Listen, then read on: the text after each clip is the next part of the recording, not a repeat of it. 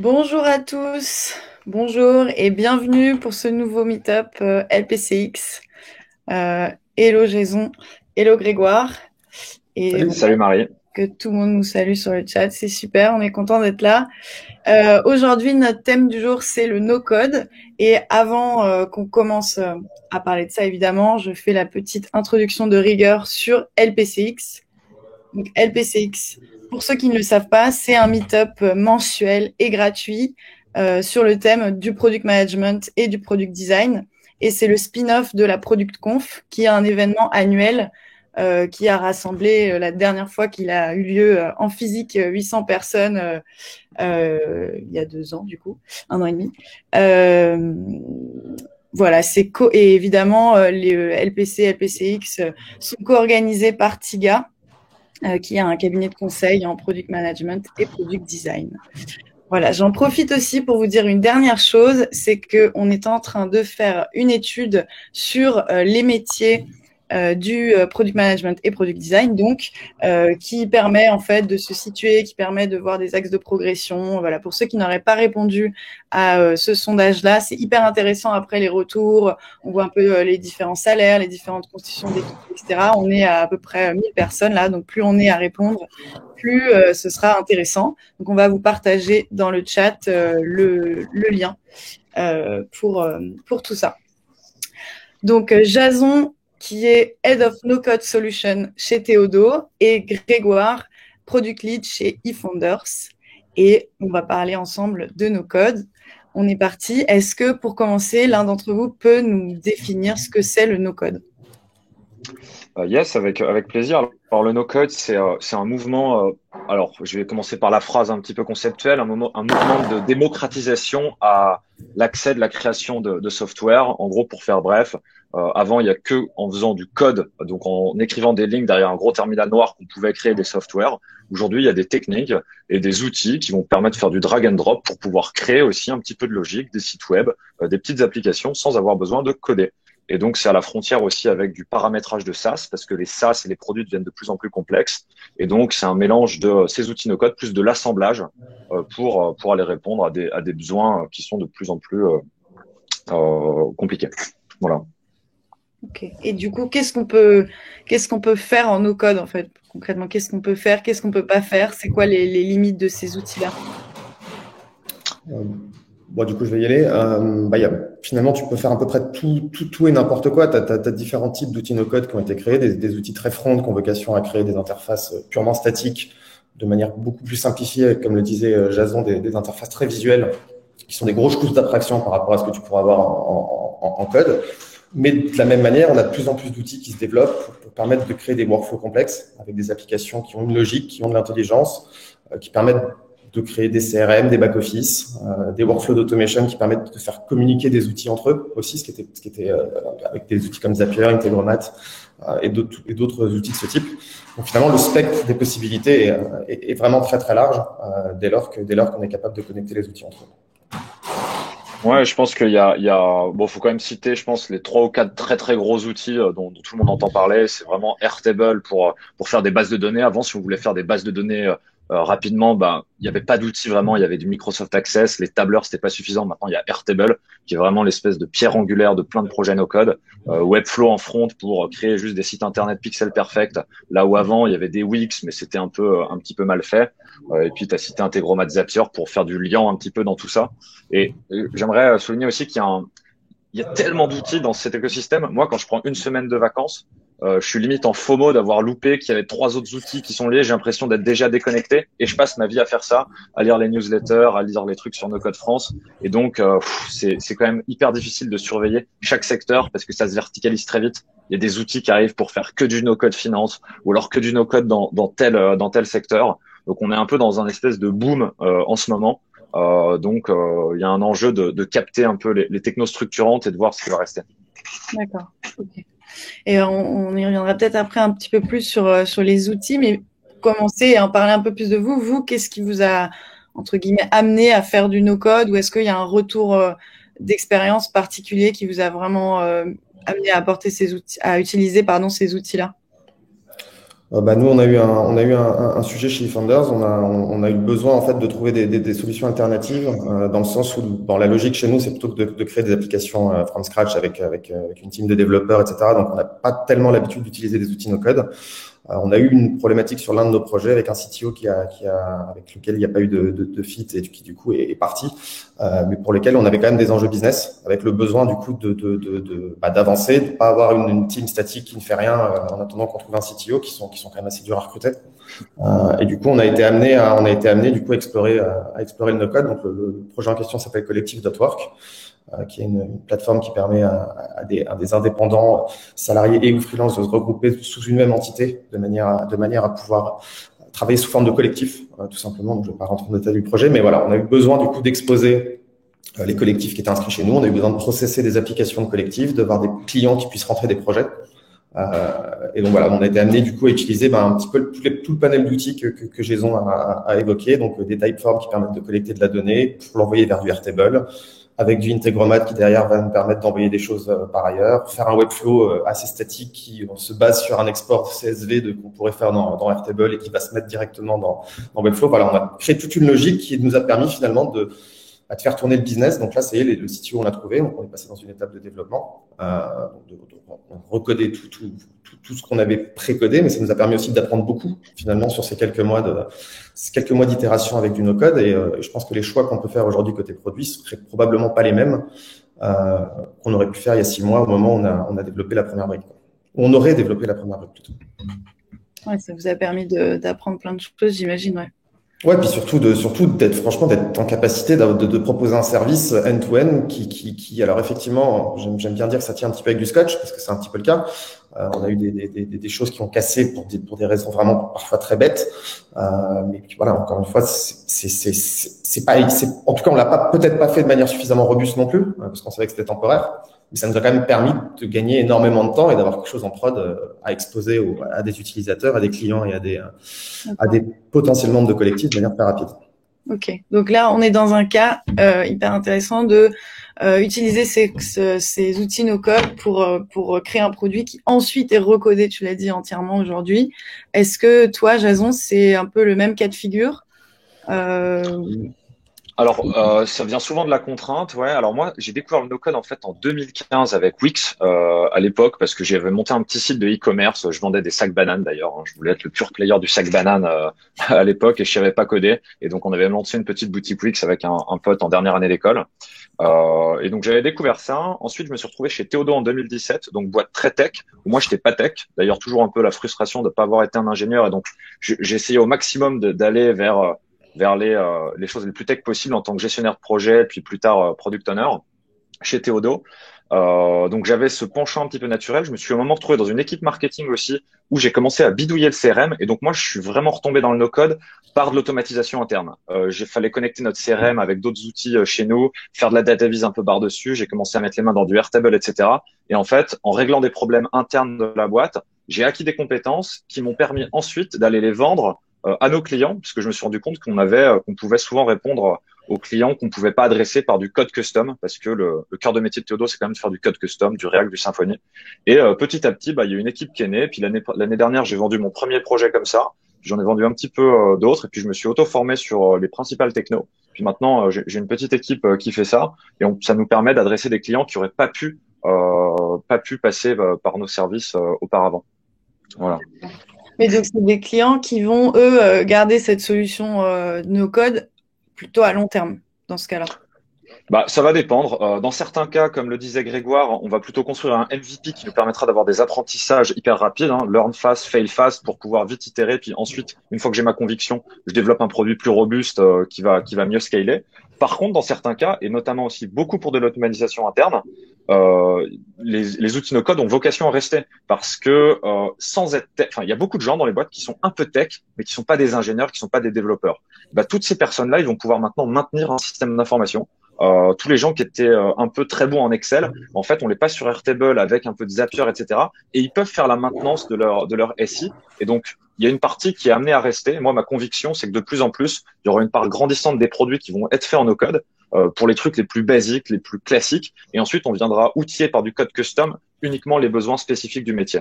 Et aujourd'hui, je pense qu'on on est, enfin, c'est difficile de donner des pourcentages, mais il va augmenter. Je pense que la part du no-code va drastiquement augmenter. Ouais, je suis surtout d'accord sur la partie back-office. On a le sujet, nous, typiquement, tout ce qui est un outil interne, concrètement, du no-code, aujourd'hui, il est capable de répondre à des problématiques qui sont vraiment très, très avancées. Le petit défaut que ça pourra avoir sur certains aspects, c'est plutôt le côté public, user-facing, où effectivement, tu vas avoir tendance à avoir des UX qui sont toujours un peu les mêmes, à reproduire systématiquement à peu près les mêmes choses. Dès que tu veux de l'applicatif, je pense à des outils comme, je sais pas, des stackers, des software.io, etc., qui sont des tools très, très puissants qui permettent vraiment d'aller se connecter sur du Airtable et finalement de réaliser des opérations d'admin de manière très, très efficace. Aujourd'hui, on utilise Stacker chez Collectif. L'outil est une tuerie. Ça marche vraiment super bien. Tellement qu'en fait, on réalise que le jour où on va vouloir passer sur de l'outil avec du code chez nous, en fait, on va perdre cette connectivité avec Stacker. En fait, on a conscience que le fait d'aller vers du code custom va aussi nous faire finalement downgrade des features côté interne. Bon, à voir si derrière on pourra connecter notre propre DB, notre base de données à des outils comme Stacker pour justement avoir une sorte de continuité dans l'expérience qu'on permettait de proposer à nos admins. Mais c'est marrant de voir que finalement le no-code permet de répondre à des choses pour lesquelles on n'est pas prêt aujourd'hui à investir du temps de dev pour nos users internes, puisqu'on va forcément prioriser les users externes. Okay. Stacker, une parenthèse, excuse-moi Jason. N'hésitez pas à poser vos questions. Je vois qu'il y en a une, donc je rebondis là-dessus. À poser vos questions directement dans l'onglet questions et on y répondra à la fin. Je ne sais pas si tu voulais rajouter quelque chose, Jason. Non, mais je voulais confirmer ce que disait Charles dans le même sens. Et pour Stacker, ça tombe bien. Ils ont annoncé qu'ils allaient bientôt avoir du PostgreSQL en source de données. Là, aujourd'hui, il y a que du Airtable, donc c'est vraiment ce qui va permettre de scaler ces outils, quoi, et d'être un peu plus robuste. Du coup, si j'en reviens à la place du PM, du product manager dans ce cas de figure-là, est-ce que ça veut dire, enfin, pour vous, on peut être product manager d'un produit 100% no code sur du long terme, ou ça va plus être du mode MVP et ensuite, voilà. Est-ce que vous pensez que c'est possible d'être PM pour un produit 100% no code? Bon, je vois pas de contre-indication particulière. Je pense que ça dépend surtout de l'entreprise et de la stratégie de la boîte et de ce qu'ils veulent faire. Dans l'absolu, bon, effectivement, chez Founders, c'est pas trop la stratégie. Aujourd'hui, nous, on utilise davantage les briques no-code comme des POC, des MVP ou vraiment sur les premières phases d'itération sur les projets. Alors, on n'a pas vocation à faire du no-code sur le long terme. Encore une fois, ça peut aussi, c'est la vérité d'aujourd'hui et peut-être pas celle de demain non plus. Après, je pense que tu as des entreprises qui peuvent très bien se structurer sur cette base de no-code. Et là, je pense que la puissance d'un PM dans ce genre d'outil, c'est l'autonomie. C'est que du coup, ça te permet de pas être dépendant d'une team technique.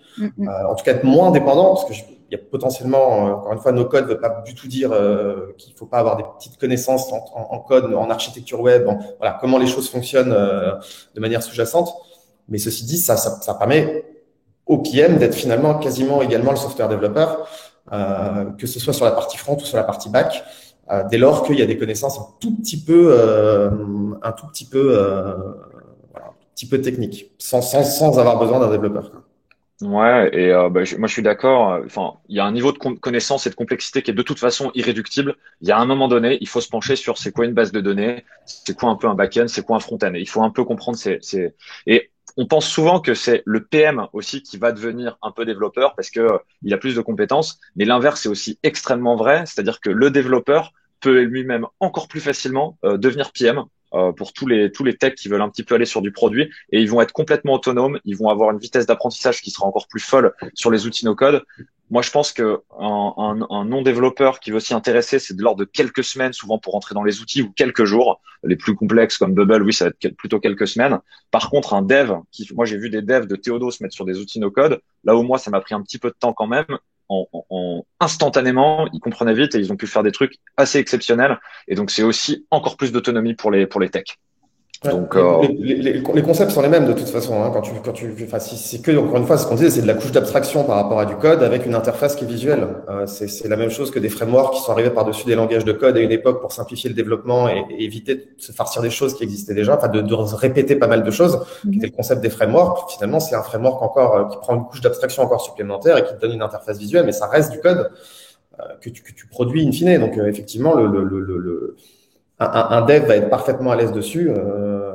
on a nos designers aussi qui sont devenus, qui, pour le coup, on a des designers qui sont quasiment devenus front-end sur du Webflow, avec des compétences finalement assez basiques de base sur ce qui était du front-end development. Donc, évidemment, il y a une courbe d'apprentissage, mais dès lors qu'on a des bases un petit peu, même finalement, les outils de design convergent petit à petit vers aussi cette interface no-code. Donc, tout se connecte et on voit que les métiers finalement débordent un petit peu de leur spectre initial.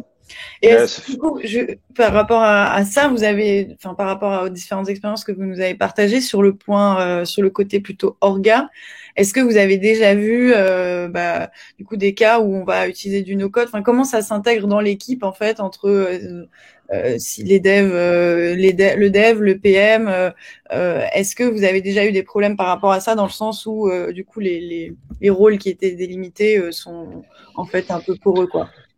En fait, nous pour les missions no code qu'on va vendre et sur lesquelles on va avoir des gens, souvent, comme les projets sont pour l'instant un peu plus petits, il y aura moins le côté équipe avec. Alors moi, j'ai pas trop connu des équipes dans lesquelles il y a un PM, un no-codeur, un no-code expert, des développeurs, etc.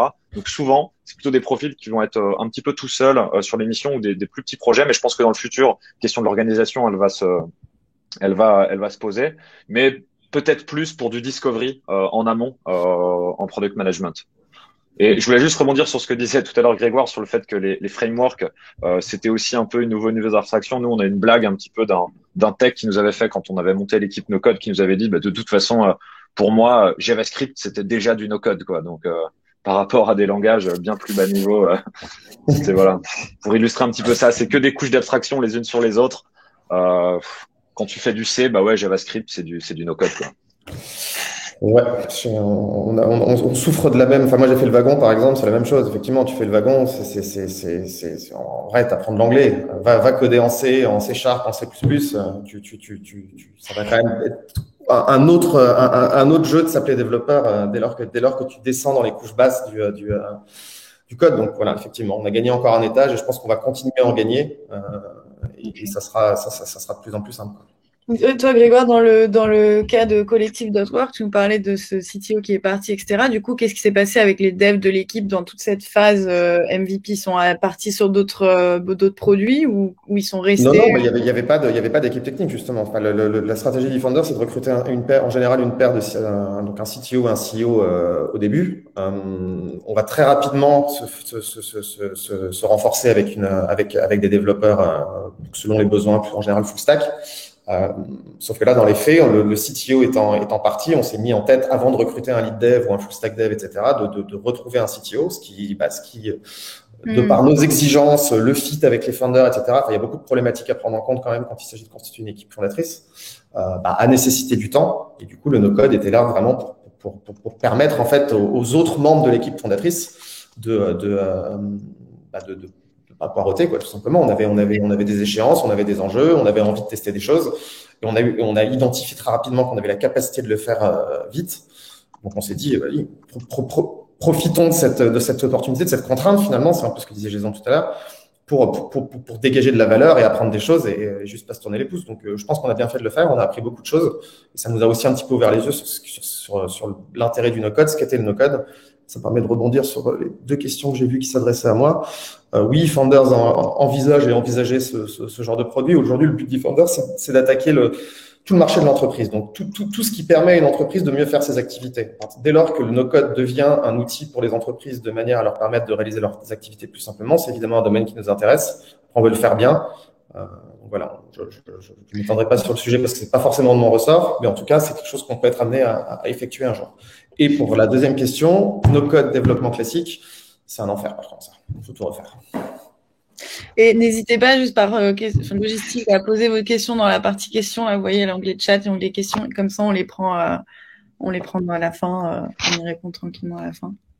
Donc, tu disais un enfer pour passer du no-code au dev custom, souvent, c'est ça? En fait, c'est pas tant que c'est un enfer en soi, c'est que tu peux pas capitaliser sur ce que tu as fait, quoi. En fait, le truc, c'est que ce qu'on veut pas, enfin, moi, ce que j'aimerais bien, c'est de pas avoir à recoder tout ce qu'on a fait en no-code avant de faire la transition. Donc, ce que j'aimerais, c'est pouvoir avoir une sorte de paralléliser un petit peu les chantiers, ce qui nous impose de créer des briques en custom code qui viennent pas cannibaliser finalement ce qu'on aurait fait en no-code, mais du coup, en le disant, tu vois bien qu'il y a il va y avoir de l'overlap à un moment donné. Et en fait, on va avoir finalement on va avoir une sorte de divergence entre la source de vérité qui est aujourd'hui finalement notre Airtable et ce qui demain a vocation à être notre DB, notre Postgre. Et aujourd'hui, gérer cette dualité va être quelque chose d'un petit peu compliqué à gérer. Après, voilà, je dis que c'est un enfer, c'est une façon un peu caricaturale de l'exprimer, mais c'est faisable. Maintenant, voilà, ça demande une réflexion qui est un peu complexe. Moi, j'ai vu des nouveaux types de produits qui sont sortis pour ce truc spécifique. Là, je vous en envoie un dans le chat. Ça s'appelle Sync Inc. C'est un truc qui te permet de transformer automatiquement ton Airtable en base Postgre et qui va maintenir un petit peu. J'ai l'impression que c'est le tout début, mais j'ai l'impression qu'il y a carrément des outils qui vont se positionner dans l'interfaçage pérenne entre du no-code et du code pour qu'on puisse profiter un petit peu des deux mondes. En tout cas, c'est des assez bonnes nouvelles de voir ce genre d'outils arriver. Est-ce que on doit être forcément, parce que là, je pense qu'il y a, je sais pas si toutes les personnes qui nous écoutent connaissent tous ces outils-là. Il y en a peut-être qui sont aussi plus novices sur le sujet du no-code. Est-ce que vous pensez qu'il faut être forcément technique pour pouvoir utiliser ces outils-là? Vous, comment vous vous êtes formé? Est-ce qu'au début vous avez eu un petit gap à franchir? Oui, il faut être technique, hein. Je vais prendre deux exemples, mais pour comprendre Webflow, bah, il y a un moment, en fait, Webflow, c'est la même chose que du HTML, CSS. C'est donc techno qui permet de créer des sites vitrines front. Bah, faut comprendre le système de boîtes les unes dans les autres, etc. Et ça, c'est du HTML. La simple différence, c'est que le niveau d'abstraction nécessaire, les compétences d'abstraction nécessaires sont un peu moins hautes. Parce que quand on développe sur son terminal, faut tout penser, il y a tout qui doit se mettre dans la tête, tandis que là, on voit les choses et on rentre plus facilement dans le sujet. Mais par contre, faut quand même comprendre ces choses de base. Et ce que je disais sur les bases de données, ne serait-ce qu'une base de données relationnelle et une API, faut prendre du temps pour aller comprendre profondément ce que c'est, parce que c'est indispensable. Alors moi, j'ai eu la chance d'avoir beaucoup de tech aussi autour de moi qui savent très bien vulgariser ce qu'ils font, et donc ça m'a permis de monter en compétences plus rapidement. Mais je pense qu'il faut passer un petit peu de temps sur les concepts de base et sur le fonctionnement du web en général de base. Sinon, c'est de la magie, quoi. Et toi, Jason, tu disais que tu n'étais pas un profil technique initialement. Est-ce que tu as des ressources à partager pour les gens qui souhaiteraient peut-être se former sur ça? Ouais, alors moi ce que je suis, c'est chaque techno, ils ont un peu des gens, il y a un peu des influenceurs qui vulgarisent extrêmement bien ce qu'ils font, le plus souvent américains. Je pense à Webflow ou Airtable, il y a je pourrais vous envoyer ensuite peut-être la liste, mais il y a des gens qui communiquent tellement bien leurs compétences et qui créent, qui font de la co-création sur des Twitch ou sur YouTube. Moi, c'est aussi beaucoup comme ça que je monte en compétences, à voir des gens faire, à voir des gens faire. Webflow, je pense à un gars qui s'appelle Mackenzie Child, par exemple, Airtable, Aaron Corenbit. Souvent, ils ont traité tous les sujets les plus complexes dans ces technos-là et c'est assez pratique. En plus de No Code France, qui est une communauté incroyable sur lequel il y a 4000 no-codeurs, il y a des chans par truc, on pose une question, il y a tout le monde qui répond, il y a une super bonne bienveillance, il y a les experts qui sont toujours là pour donner leur avis. Donc, moi, dans l'ordre, c'est la documentation du produit qui est souvent très bien faite. 2, aller poser une question sur No Code France. 3, aller demander à mes techs un peu quelque chose, à nos techs. Et voilà, c'est un peu l'ordre dans lequel j'essaye de demander de l'aide. Ouais, et au-delà des docs, la plupart de ces outils, je pense à des Glide je pense surtout à Glider, ont vraiment des communautés qui sont aussi hyper actives au-delà de No Code France, qui effectivement est un Slack hyper actif. T'as aussi finalement chacun de ces outils qui ont des forums, tu poses une question, dans les 10 minutes, mais une réponse, ou des mecs qui sont au taquet pour juste t'aider, te débloquer. Donc, ça demande aussi beaucoup d'itération malgré tout, hein. Enfin, on est beaucoup dans du test and learn. Enfin, avant de réussir à faire un truc qui fonctionne, on se retrouve quand même à faire souvent 10 trucs qui fonctionnent pas. Mais l'avantage, c'est qu'on a les trucs sous les yeux, si tu veux. Donc, tu as ton Airtable d'un côté, l'autre de l'autre, tu testes, ça marche pas, tu refais un truc. Voilà, faut juste être un petit peu autonome, quoi, tout simplement, sur la capacité à comprendre donc, d'où la notion de technicité. C'est juste de comprendre comment ça fonctionne. Et après, par la force des choses, tu vas réussir à te débloquer. Et encore une fois, tu sais faire une recherche Google, a priori, tu vas trouver la personne qui a le même problème que toi et qui a répondu à ce problème avant toi, quoi. Yes. Et en termes de coût, est-ce que vous avez déjà eu la question de, voilà, on veut commencer quelque chose, comment on arbitre entre utiliser des outils no-code avec leurs différents pricing ou faire du custom? Est-ce que c'est presque toujours moins cher? Faut tout le temps se poser la question. Évidemment, moi, en grand principe, je dirais que pour de l'interne, pour l'instant, c'est toujours systématiquement moins cher de faire du no-code, à quelques exceptions près. Peut-être que si on met en place un outil chez EDF ou dans une énorme boîte, on va peut-être se poser la question, mais pour de l'interne, grosso modo. Ensuite, il faut calculer si on fait du B2C ou des applications qui vont être un peu plus gourmandes en données. Faut calculer. Il y aura forcément un break-even à partir duquel ce qu'on va payer en SaaS sera plus grand, mais ça se calcule souvent assez rapidement et globalement, je trouve que c'est assez en faveur du no-code en ce moment. Stacker, tout à l'heure, Grégoire en parlait, c'est pas mal parce qu'il y a des coûts fixes qui permettent d'avoir un prix simple pour une application et on peut scaler indéfiniment en termes d'utilisateurs. Il y a des pricing qui sont souvent assez bien faits. Faut systématiquement faire l'analyse par rapport à ce que coûte un jour homme de développeur en boîte de service comme par exemple Théodo, mais pour les autres boîtes. Globalement, le no-code est souvent très rentable. Okay. Okay. Et Grégoire, tu parlais tout à l'heure de la partie interface, de la partie front. Tu disais que le design pouvait parfois être un petit peu limité et semblable. Est-ce que c'est possible d'avoir son propre design system sur un produit no-code ou est-ce que ça va être assez c'est là où on va rentrer un peu dans les spécificités du no-code. Si tu prends un outil comme Stacker, qu'on a évoqué tout à l'heure, effectivement, c'est un outil qui te permet finalement, c'est pas qu'un back-office. Ils ont une notion de rôle utilisateur, donc tu pourrais complètement envisager de donner accès. Si je reprends l'exemple de collectif, de se dire, en fait, on a un accès pour les membres des collectifs, on a un accès client dans lesquels, en fait, ils peuvent réaliser des actions qui vont toutes se synchroniser avec notre base de données sur Airtable. Si tu fais un truc comme ça, tu auras très, très peu de customisation possible en termes de style, de design system notamment. Tu vas être amené à utiliser finalement les options que te propose un stacker qui sont évidemment limités. C'est des choix de layout, c'est des options de filtre, voilà, ça reste très, très, très, très structuré. Basique. Basique. Tu vas vers un Webflow. Là, tu fais ce que tu veux. Mais Webflow, aujourd'hui, c'est un site statique. C'est du site vitrine. Eux, je mets de côté le e-commerce parce qu'ils ont une logique aujourd'hui qui permet de créer des collections, etc. Donc, tu as quand même un peu cette logique d'objets, de base de données qui commence à se créer chez eux. Ils sont plutôt partis côté e-commerce pour le moment. Ils sont pas encore dans cette logique purement applicative. Mais c'est possible de le faker, ce truc-là. C'est-à-dire que nous, on a réussi à donner l'impression que Webflow et une marketplace qui permet vous allez sur collective.work aujourd'hui, vous faites grosse collective, etc. Vous allez arriver sur une page qui est codée sur un Webflow qui te permet de filtrer par compétences, etc., d'avoir une liste de résultats de recherche, de cliquer, d'aller voir sur des pages de détail. Mais aujourd'hui, c'est statique. En fait, c'est populé de manière régulière avec des automations qui permettent d'updater selon ce qui se passe sur Airtable des choses dans Webflow. Mais c'est un hack, si tu veux. C'est pour ça que je parle de Scotch. C'est souvent ça tient avec pas grand chose. Il y a pas de logique applicative dans du Webflow. Mais c'est aujourd'hui un des seuls outils qui te permet de faire ce genre de choses. Côté français, on a un WeWeb aussi, qui s'appelle WeWeb.io, qu'on connaît un petit peu chez Founders, avec lesquels on avait essayé l'outil, qui est très prometteur, qui eux envisagent un peu de faire un truc un peu entre les deux, d'être à la fois dans un peu de logique et de te permettre d'aller assez loin dans la customisation finalement de ce que tu vas pouvoir faire avec les outils. Okay. Encore une fois, c'est un peu ce que disait Jason au début. Il y a tellement d'outils no-code, la galaxie d'outils, elle devient vraiment énorme. Et c'est presque ça qui est le plus dur, c'est de déterminer le bon outil par rapport à ton besoin. Ce qui finalement est presque là où tu passes le plus de temps et on se retrouve à essayer 50 trucs avant de finalement de buy-in sur un truc. Mais du coup, ça a créé une nouvelle offre et que nous, on se rend compte parce que les clients, en fait, ils disent, ah, ok, c'est génial, mais dans quoi est-ce que je pars? C'est du conseil en choix de SaaS, déjà. En fait, il y a trop de choses. On n'est plus en 2010 où il y avait 3 SaaS sur le marché. Il y en a des milliers, des millions. Et en gros, nous, on fait du conseil en choix de SaaS pour se dire, bah voilà, il faut mieux partir là-dessus pour telle et telle raison. Mais en tout cas, tout le monde essaye de gagner la guerre. Stacker, il commence à développer de plus en plus de front pour rejoindre Webflow. Webflow essaye d'être de plus en plus workflow pour rejoindre Stacker. Bubble, l'Asterix, mais à l'UX un peu pas ouf. Essaye d'améliorer son truc. On sait pas qui va gagner. On sent qu'il va y avoir un énorme gagnant qui va tout rafler, ou alors peut-être que le marché sera morcelé.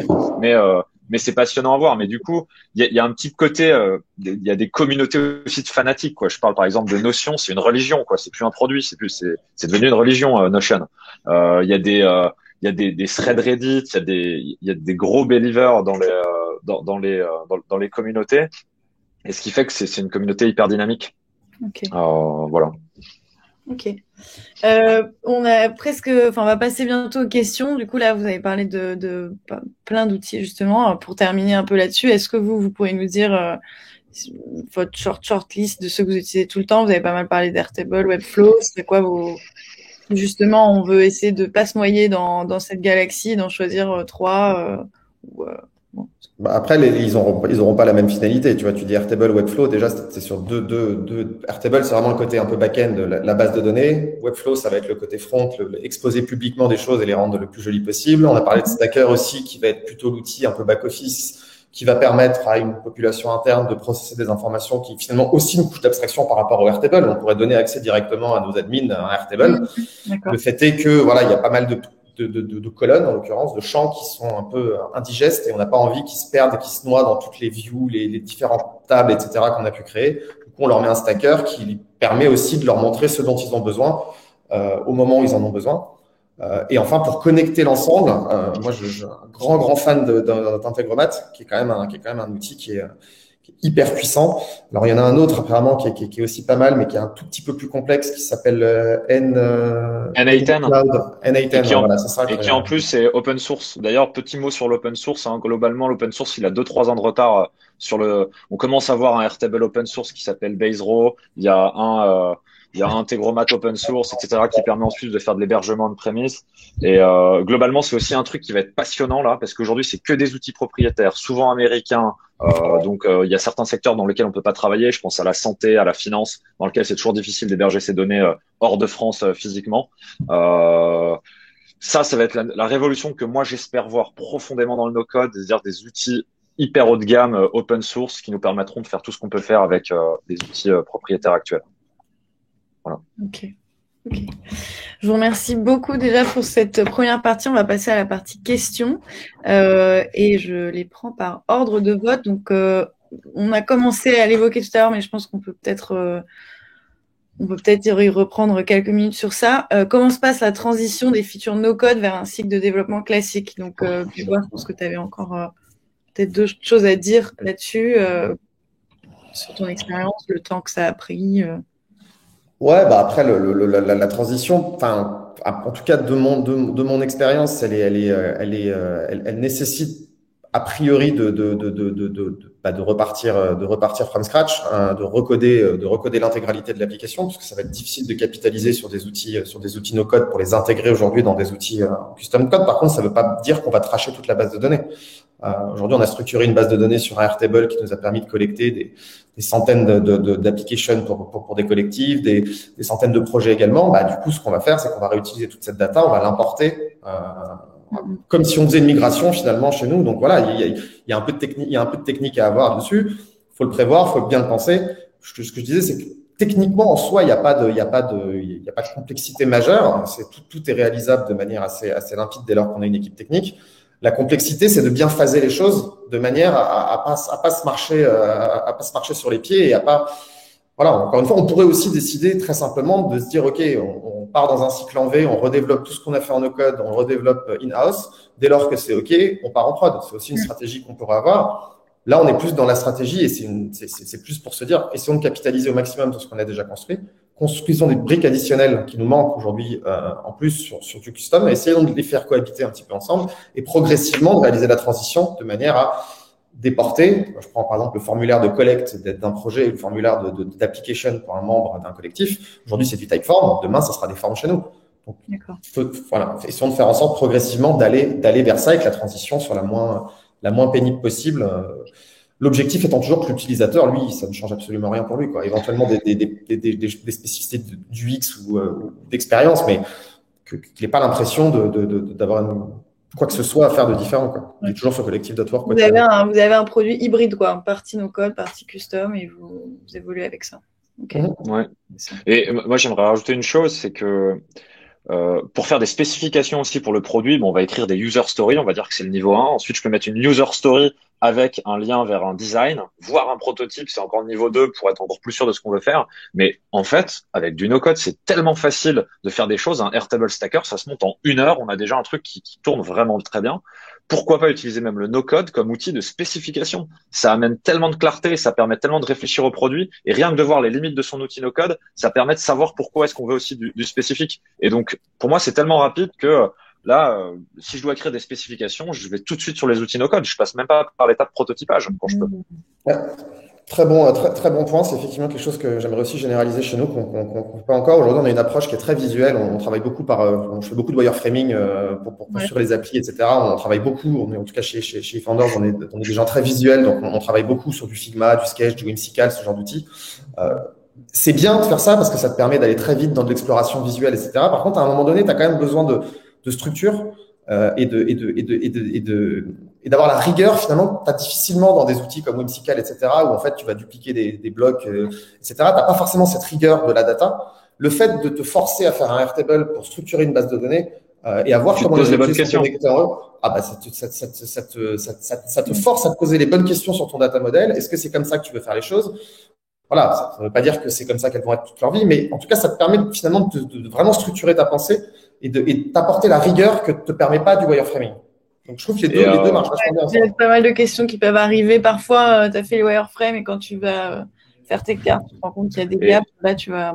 Ok, intéressant, ouais. Et le summum de cette rapidité, et je vous jure que c'est déjà arrivé, moi, des fois, j'ai des calls avec des clients qui m'expliquent leurs problèmes, qui connaissent absolument rien à tout cet écosystème et qui ont des besoins très simples de base de données avec des petites choses un peu simples. Et en fait, le call, il dure une demi-heure. Pendant 20 minutes, j'écoute. Et en fait, je suis sur Airtable en train de déjà commencer à faire sa petite base de données et son petit truc. Et quand il a fini son explication au bout de 20 minutes, je fais, bah voilà, on a déjà quelque chose. Et dès le call commercial, quand on a des nouveaux clients, on a déjà des choses de quoi discuter. Et quand au bout de 20 minutes, on est déjà en train de mettre à jour un Airtable avec partage d'écran pour parler de son problème, bah on commence déjà à travailler ensemble, quoi. Et la vente est déjà à moitié faite. Donc Ok. je parle vraiment pour le business d'agence. Ouais. La question d'Edouard ensuite, mettre ses données dans Airtable, faire son back-office dans Stacker, est-ce que ce n'est pas dangereux? Que faire si Stacker triple ses prix demain ou ferme? Voilà la débat. Ouais, alors évidemment c'est dangereux, évidemment. Je pense qu'aussi, j'ai l'impression que culturellement en France, il y a une espèce de défiance naturelle envers les SaaS. J'ai l'impression. Moi, j'ai plutôt tendance à avoir confiance. Par exemple, Airtable, c'est une boîte qui vient de faire une série E qui vaut 7 milliards, qui a levé 250 millions. Ils sont là pour rester, ils ont des ambitions énormes. Moi, c'est des éléments qui me rassurent complètement. En ce qui concerne Stacker, alors certes, c'est plus jeune. Euh, mais ça reste hyper dynamique et c'est pas là qu'est stockée la donnée in fine. Donc c'est un peu moins grave si Stacker à un moment n'est plus là par rapport à un Airtable qui aurait des données. En plus de ça, il est possible de très souvent faire des backups, hein, tout télécharger en CSV. Mais en tout cas, c'est sûr que ça reste un risque qui empêche de mettre ça en place pour des administrations, de la finance, de la santé, des secteurs un peu plus sensibles. Ouais, je pense que la problématique, elle est pas spécifique à des outils no-code. D'ailleurs, toute dépendance à des outils tiers en SaaS crée finalement un danger pour ton appli. Hein. Quand tu vois des boîtes qui investissent et qui créent des workflows et des trucs hyper complexes, et nous les premiers avec des intégrations Slack par exemple, ou même avec du Google, etc. Enfin, quand tu t'investis autant dans une plateforme qui par définition n'est pas une plateforme qui est la tienne, mais qui est une plateforme tierce, bah, tu t'exposes. Tu t'exposes à ce que la boîte elle triple ses prix, à ce que la boîte elle ferme. Alors après, effectivement, quand tu parles de Slack, quand tu parles de Google, bah, a priori sur les dangers par rapport au fait que la boîte ferme, ils sont quand même un peu plus limités. Par contre, si demain Slack décide de multiplier ses prix par 10, je peux te dire qu'il va y avoir un paquet de startups qui vont être emmerdés parce il y a tellement de boîtes qui ont investi et qui basent leur workflow et tout leur process, même leur process de communication, etc., via ces outils-là. Bah, qu'il y a une dépendance mécanique. Pour moi, c'est pas spécifique au no-code, mais par contre, effectivement, c'est une stratégie de boîte de se poser la question à quel point j'ai envie de m'exposer finalement par rapport à ça. J'avais une philosophie chez mon ancien boss chez Talent.io, lui, il était contre tous les SaaS. Donc en fait, il voulait tout recoder. Et est-ce que c'est finalement une si bonne idée de recoder un intercom, de recoder un système de billing, de recoder un machin? Il y a une grosse dimension philosophique, je pense, et évidemment une notion de coût et un arbitrage à faire entre mobiliser des ressources internes ou s'exposer avec des ressources externes, mais qui souvent nécessitent aussi des ressources, parce que c'est pas juste on utilise un SaaS, donc c'est bon, on n'a plus besoin de quelqu'un s'en occupe. Il y a toujours quelqu'un qui va devoir s'occuper de gérer ces intégrations. Ouais, il y avoir aussi du coup un minimum de connaissances, comme je disais, sur toute cette galaxie, faut pas se planter et prendre le mauvais, quoi. Ok, merci. Il y a une autre question de Naban. Il y a 5 autres personnes qui ont voté pour cette question. La question des droits utilisateurs GDPR en Europe est pour le moment peu débattue dans le monde du no-code. comment, quand on multiplie ses partenaires externes avec le no-code, garantir les droits utilisateurs et un comportement éthique? C'est une vraie question et c'est une question extrêmement difficile. Tous les débats, allez voir par exemple sur No Code France quand ça parle de GDPR, on est globalement dans un flou juridique. Alors après, ce qu'il faut, enfin non, pas dans un flou juridique, mais il y a beaucoup d'outils qui permettent pas de répondre complètement à la GDPR, mais en tout cas, il faut toujours essayer d'aller à fond vers l'esprit de la GDPR, c'est-à-dire pouvoir supprimer à n'importe quel moment toutes les données d'un utilisateur, pouvoir lui donner quand il le souhaite un compte rendu de toutes ces données. Et là, les outils, suivant leur maturité, seront plus ou moins aptes à répondre à ce besoin. Donc c'est une autre chose, une autre raison pour laquelle il faut plutôt aller quand même sur des technologies matures, no code et SaaS, parce que les tout petits, globalement, ils développent beaucoup de features, mais ils ont tendance à négliger et à mettre dans le fond de leur roadmap ces sujets compliance en Europe. Yes, Voilà. et moi, je dirais que pour moi, des outils comme des outils no-code, comme des Airtable, des Stacker, etc., si on s'intéresse un peu, alors je ne veux pas rentrer dans le détail parce que même moi, je suis pas un expert, on a juste été confronté, j'ai juste été confronté dans le passé aussi, on dissocie dans tout ce que j'ai dit Pierre, la notion de data processor et de data controller. Et c'est vraiment deux choses différentes de dire, je contrôle la donnée. Donc finalement, l'acteur qui va utiliser du Airtable, du Typeform, etc. pour collecter des choses et collecter de la donnée sur ses users, a priori, il va être considéré comme le contrôleur de la donnée. C'est lui qui la own. Donc finalement, c'est l'acteur qui va utiliser la GDPR qui va utiliser ces outils no-code, qui va être responsable de mettre en place la politique de traitement des données, de suppression des données, d'accessibilité aux données, de portabilité des données, qui lui sont propres. Des outils comme Airtable, comme Typeform, etc., j'aurais plus tendance à les considérer comme des processeurs. En fait, c'est des moyens qui permettent de faire passer la donnée d'un endroit à un autre. Mais typiquement, ça reste l'entreprise qui les utilise, qui reste le contrôleur de cette donnée. Et c'est important de dissocier les deux. Bon, j'ai l'impression que ça dédouane un petit peu des acteurs comme Airtable et compagnie justement de ce qu'on va pouvoir en faire de ces données, où ils donnent les outils. Libre à toi d'en faire ce que tu veux. Et ça déporte la responsabilité finalement sur les utilisateurs qui vont mettre en place ces outils, de faire ce qu'il faut pour les traiter correctement. Ok, c'est que la collecte. J'espère qu'on a répondu à ta question, Naban. On a une question qui est remontée un peu en tête de liste, plus sur l'aspect humain peut-être ou organisation. Comment les devs acceptent le no-code et le passage pré-mâché au code? Alors, globalement, alors moi je travaille avec beaucoup de devs. À Théodo, il y a une centaine de devs. Systématiquement, quand ils découvrent les technos, il y a peut-être un petit peu des fois de méfiance, etc. Pourquoi? Parce que les premiers outils no-code, et je pense par exemple à Wix, c'était des niveaux d'abstraction qui derrière créaient du code horrible. Et donc ça a donné une très mauvaise presse au no-code dans le début des années 2010. Et vraiment Wix est beaucoup responsable, je pense, de ça. Aujourd'hui, et c'est là qu'on va pouvoir peut-être insérer la distinction entre du no-code et du low-code. Les outils sont quand même, vont très bien avec de l'hybride. Et par exemple, quand ils découvrent Airtable, qu'ils découvrent que c'est facile de construire un modèle de données, que en plus il est facile de faire des scripts sur Airtable et de rajouter des petits blocs de React et de TypeScript, globalement, moi, à chaque fois qu'ils sont intéressés, j'ai vu qu'ils sont devenus assez fans des outils parce qu'ils comprennent très bien que ça leur fait gagner du temps sur les trucs qu'ils veulent pas forcément faire. Et dès qu'ils sont un petit peu dans cette démarche de productivité, globalement, il y a une super bonne prise et il n'y a pas du tout cette blessure, cette espèce de blessure narcissique qu'on leur enlève des compétences. Ça, je pense, c'est un petit peu fantasmé, mais globalement, et je le dis souvent, les meilleurs no-code experts du futur, ce sera les développeurs. Il n'y a pas de doute là-dessus du tout. C'est eux qui seront capables de faire les trucs les plus ouf, même en no-code. Et donc, il doit y avoir des contre-exemples, mais globalement, quand ils s'y intéressent intellectuellement, ils deviennent fans. Ouais. Et pour compléter, moi le premier, j'étais aussi assez sceptique, pour être honnête, avant de me plonger dedans. J'avais l'impression que le no-code, en gros, c'était limité à prendre un site statique avec 3 items en WYSIWYG que tu balades sur une page et puis ça te fait une landing page et t'es content. Et en fait, tant que t'as pas passé l'étape finalement du jugement sans t'intéresser et que t'es pas rentré dans une démarche de curiosité de t'intéresser à ce qui se passe, je peux comprendre que certains devs ou PM ou d'autres profils puissent considérer le no-code comme du gadget. dès lors que tu t'y intéresses un peu, que tu creuses et que tu te rends compte des possibilités, je pense que ce soit un développeur, un PM ou n'importe quel profil, dès lors qu'il a compris la puissance de ce type d'outil, je pense qu'il est très rapidement convaincu par son intérêt. Ça ne veut pas dire que tu vas l'utiliser au quotidien. Encore une fois, c'est une question de contexte et de use case.